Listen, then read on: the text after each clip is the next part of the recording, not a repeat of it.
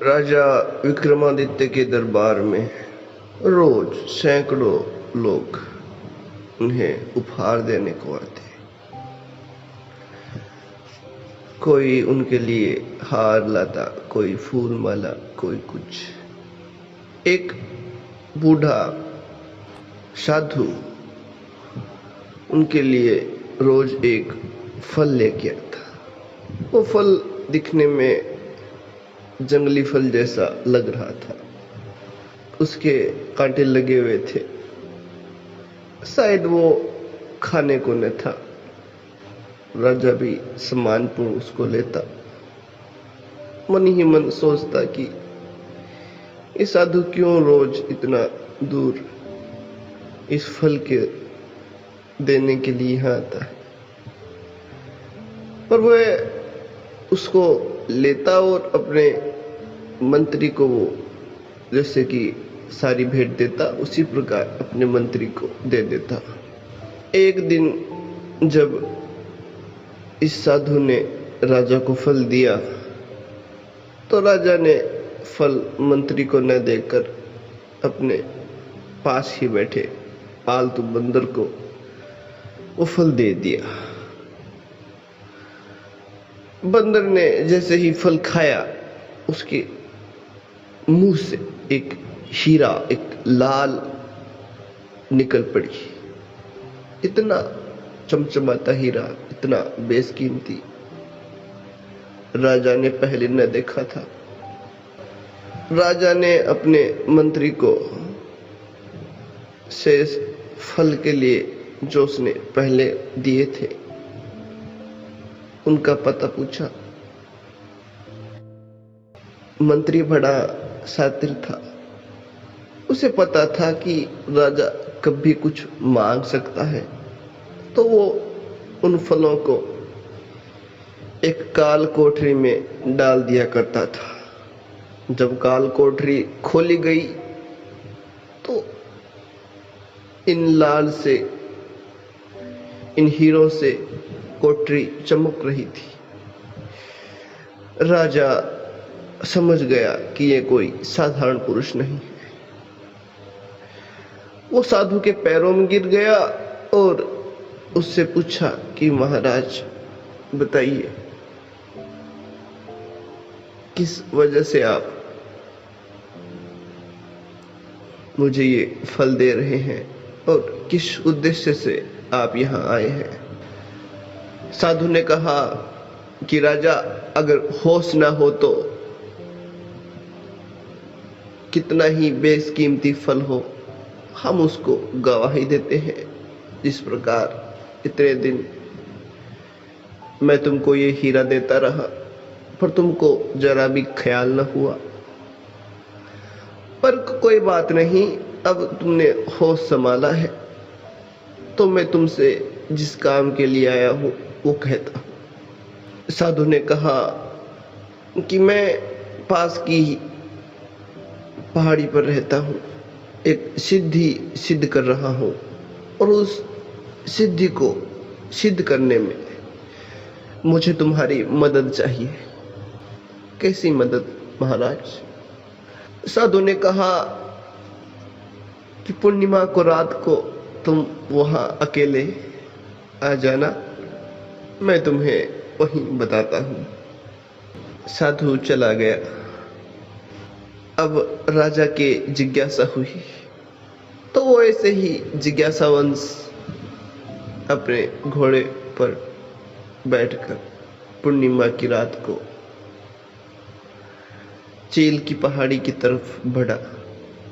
चारों तरफ सन्नाटा था, छोटे छोटे जीवों के, चमगादड़ों की बोलने की आवाजें आ रही थी, पर राजा डरा नहीं।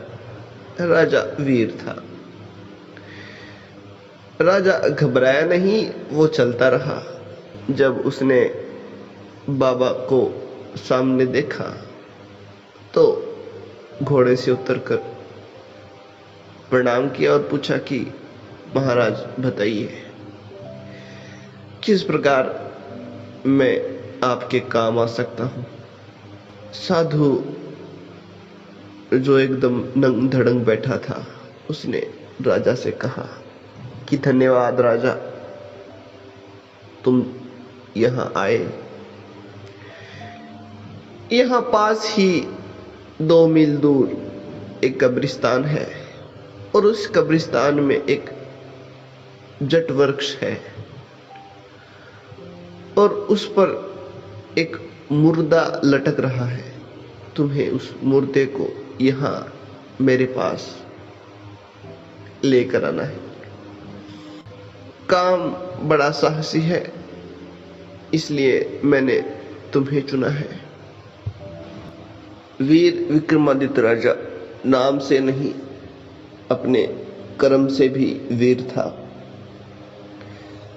वो अपने घोड़े पे बैठा,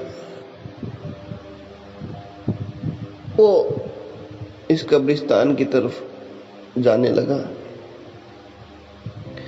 अंधेरी रात थी, सभी जीव मानो विक्रमादित्य को ही पुकार रहे थे।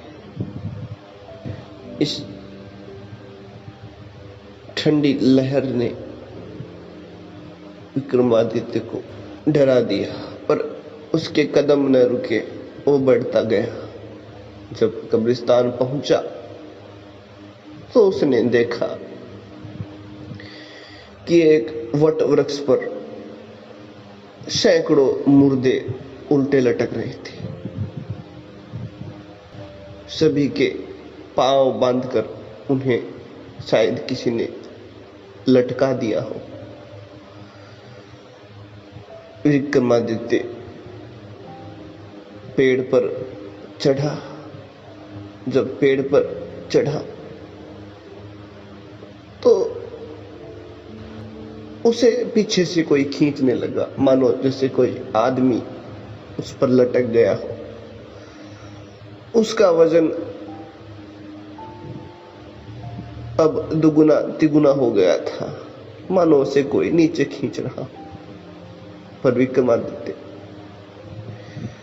डरा नहीं और वो अंततः उस वट वृक्ष पर चढ़ गया। उसने एक मुर्दे की रस्सी को काटा। जैसे ही रस्सी को काटा, मुर्दा धड़ाम से नीचे आ गिरा। जैसे ही गिरा, वो खिलखिलाकर हंसने लगा। विक्रमादित्य चौंका।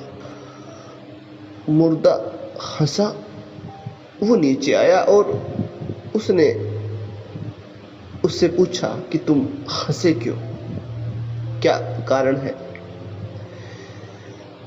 मुर्दे ने कहा कि अगर तुम मुझसे कुछ भी बोलोगे तो मैं फिर से ऊपर चला जाऊंगा। इतना कहकर वो ऊपर चला गया और फिर से उस वृक्ष पर उल्टा जाकर लटक गया। विक्रमादित्य एक बार फिर उस पेड़ पर चढ़ा। उसने मुर्दे की रस्सी को काटा। जैसे ही वो गिरा, वो फिर से हंसा। उसकी हंसी विक्रमादित्य के हृदय में बैठ गई, पर इस बार वो कुछ न बोला। चुपचाप उसने मुर्दे को उठाया,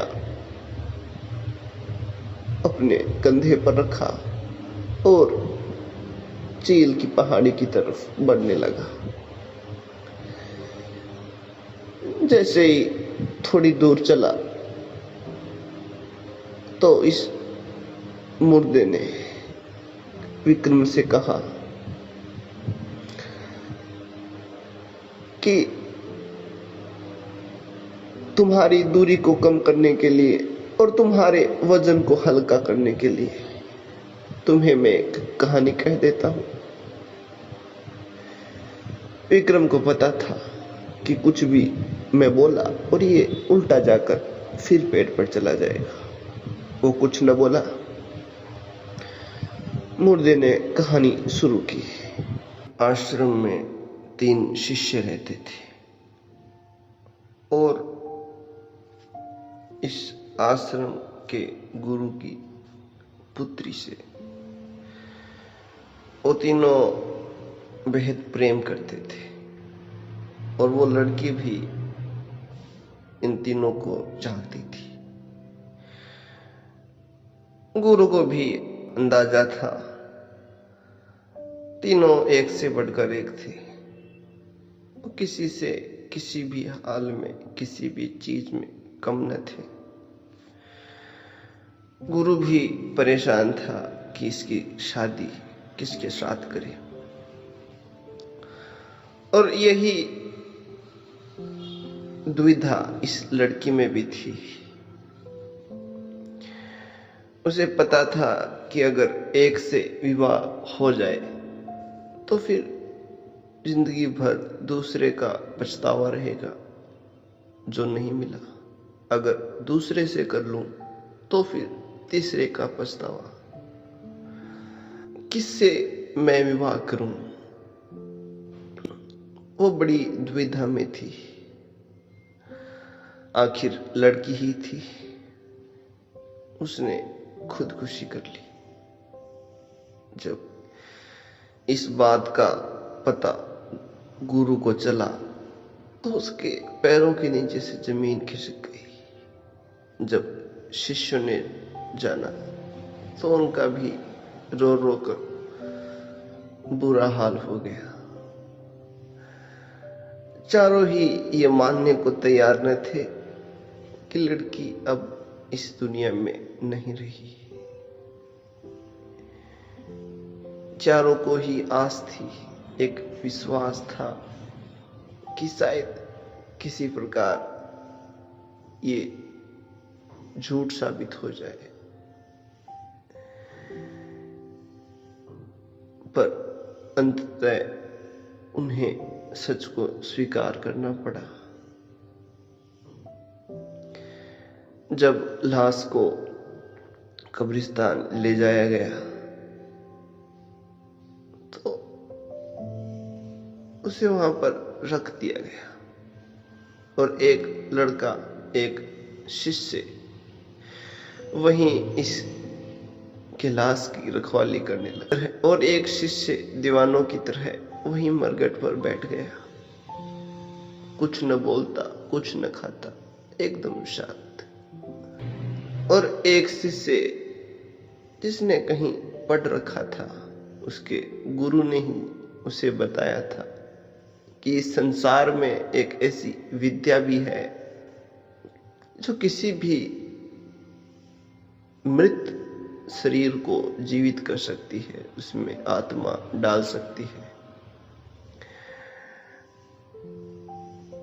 वो इस विद्या को प्राप्त करने के लिए वहां से निकल पड़ा। वर्षों बाद शिष्य को वो विद्या हासिल हुई जिससे कि शरीर को जीवित किया जा सकता था। वो चिंतित था कि क्या पता अभी हड्डियां, शरीर के अवशेष मिलेंगे या नहीं। वो दौड़ा दौड़ा गुरु के आश्रम में पहुंचा। जब गुरु से पूछा तो उसने कहा कि दोनों वहीं मरघट पर हैं। शिष्य जब पहुंचा तो हड्डियां सुरक्षित थी। उसने तत्काल उस विद्या का प्रयोग किया और इस हड्डियों के ढांचे से शरीर बना। फिर शरीर में आत्मा आ गई। लड़की फिर से खड़ी हो गई। सबके चेहरे एक बार फिर से खिल गए। पर एक बार फिर वही सवाल, वही प्रश्न खड़ा हो गया, किससे मैं विवाह करूं? कहानी खत्म होती है। वेताल विक्रम से कहता है कि हे विक्रम, तुम वेदों के ज्ञाता हो, उपनिषद के भी जानकार हो। इस कहानी में को सुनकर अगर तुम्हारे मन में कोई भी उत्तर न आया है तो कोई बात नहीं, पर अगर आया है और तू नहीं बोला तो इसी समय तुम्हारे सर के 2 टुकड़े हो जाएंगे। विक्रमादित्य वेदों का भी जानकार था और किसी सवाल का जवाब हमारा मस्तिष्क खोज लेता है, और बुद्धिमान आदमी तो सवाल से पहले ही जवाब देने की कोशिश में रहता है। इसका उत्तर विक्रमादित्य के पास था। उसने कहा कि लड़की से विवाह करने के लायक वो दूसरा शिष्य है जो न तो विद्या की तलाश में गया, न ही उन हड्डियों की सुरक्षा की। वो तो एक प्रेमी हट की तरह हट करके बैठ गया। वही पति के लायक है। बाकी जिसने जान डाली वो तो पिता तुल्य है। भला उससे शादी कैसे करे? और जिसने हड्डियों की देखभाल की, रोज उनको साफ करता रहा, वो मां के समान है। शादी के लायक वही हठी प्रेमी है जो हट कर बिना खाना पानी पिए उसका इंतजार करता रहा। अब विक्रमादित्य बोल गया था। बेताल वहां से उड़ा और फिर से जाकर उसी वट वृक्ष पर लटक गया।